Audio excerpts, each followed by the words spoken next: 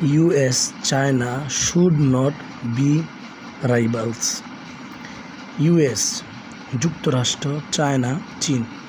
যুক্তরাষ্ট্র চীনের should not উচিত নয়, বি হওয়া, বি অর্থ হওয়া।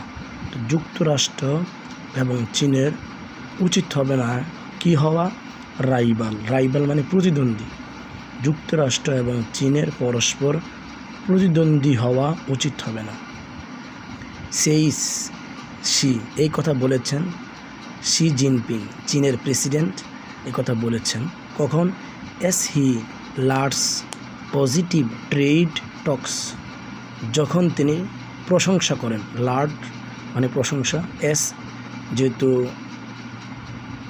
বারবের শেষে এস আসার কারণ হলো যেহেতু সাবজেক্ট থার্ড পারসন সিঙ্গুলার, এই জন্য। তো হি লার্ডস পজিটিভ ট্রেড। পজিটিভ ট্রেড মানে কি, ইতিবাচক বাণিজ্য, টক্স আলোচনা, ইতিবাচক বাণিজ্য আলোচনা তিনি প্রশংসা করেন।